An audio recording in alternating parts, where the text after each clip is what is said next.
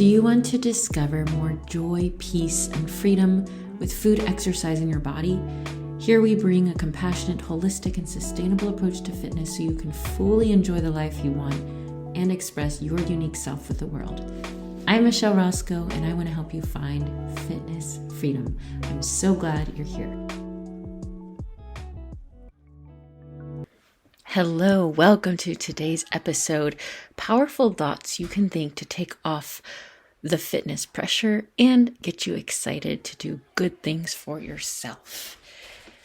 So fitness is a loaded thing. If I were to ask 10 women, random women right now about where they're at in their fitness, I am pretty sure I'd hear some variation of I should be doing more, probably along with a list of reasons they're not doing more.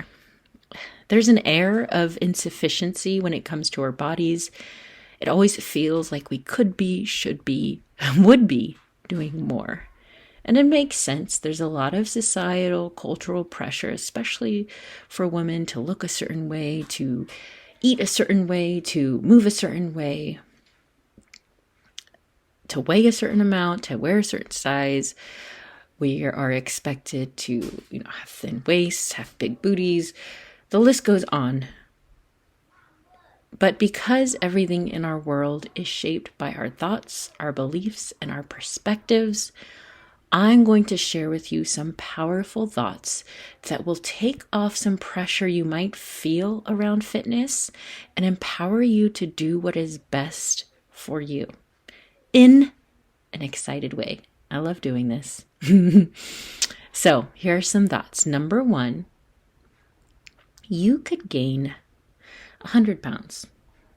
You could lose 100 pounds. And nothing about your inherent value or worthiness would change. I remember when someone told me this or something along these lines, and really absorbing this thought completely shifted the trajectory I was on.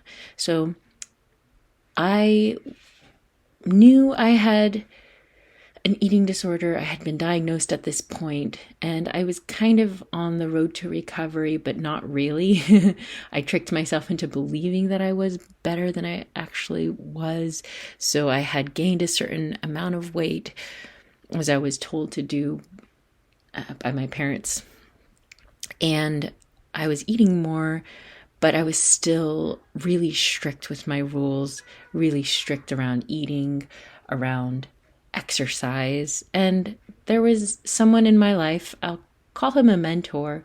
I was on a missions trip in Togo at the time, and he said something along these lines. I'm sure he recognized what I was doing and he could see my unhealthy behaviors. It was not like I was really subtle around my food rules and my exercise rules. But he told me something like this, and it just shifted my perspective that I could be loved, that I would be no different in my worthiness, no matter what I weighed. And for me, of course, with what I was diagnosed with, weight was a big factor, and it still is for many people. It might not be that for you. It might be something more around how you look, or what size you're wearing, or comparing yourself to a past version of yourself who was more athletic, or who was better at such and such, or who ate better, or who was stronger. Whatever it is for you, I want to let you know and remind you that if you were in your worst condition possible that your mind could imagine, or in your best condition, your worth would be the same in both. Number 2, next power thought. No one is forcing you to do anything.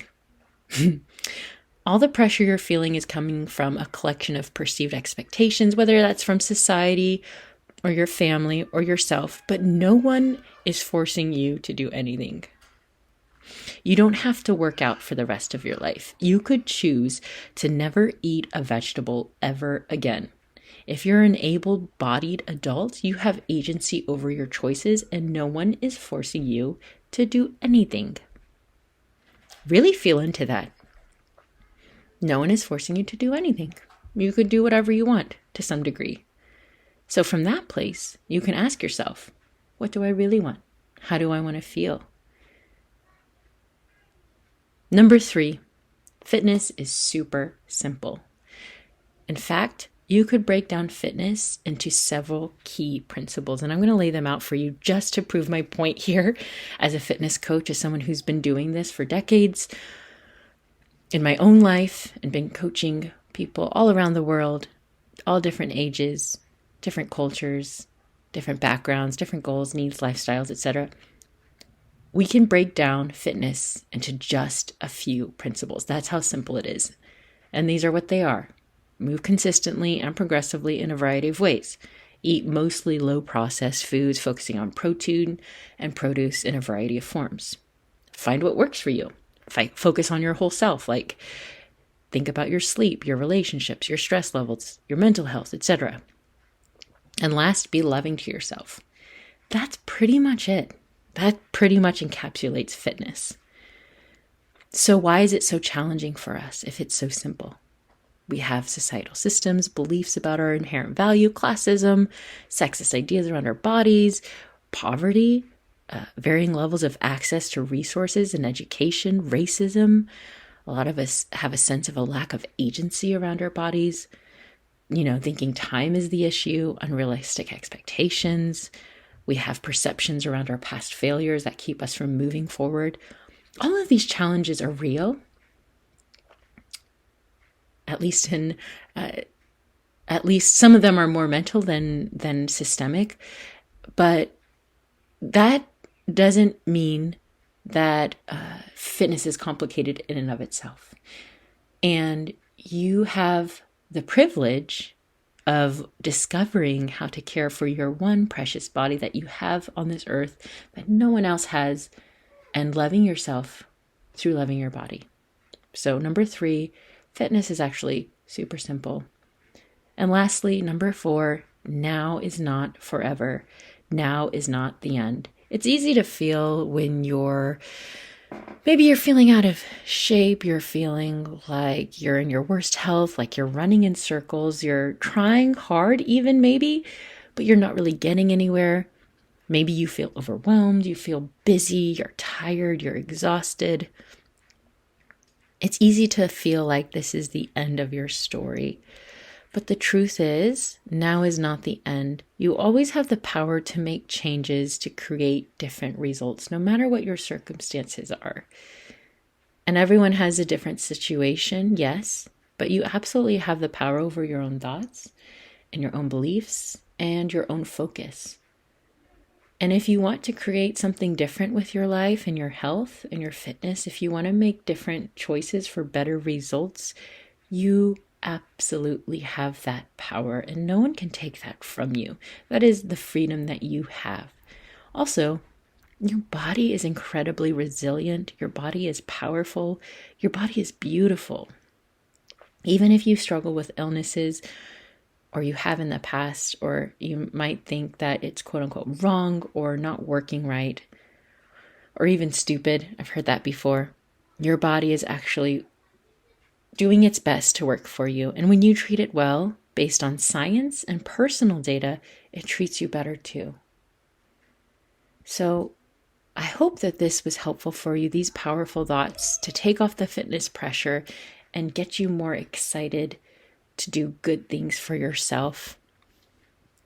Let me know how this landed for you. Let me know on IG at Michelle and Roscoe. You can also email me at michelle@mlroscoe.com. I'd be happy to hear from you. If you would like a free personalized fitness assessment based on exactly where you are and get that feedback from me personally, go to go.mlroscoe.com/free assessment. I'll put it in the show notes. And if you want to discover freedom with food, exercise in your body in a step-by-step, structured, supported way with all the strategies you need to become the healthiest you inside and out, join the Holy Grail of holistic health. It's the best place to go to work with me. And I'll put the link in the show notes as well. I can't wait to hear from you. I hope that this was helpful for you, and I'll talk to you soon.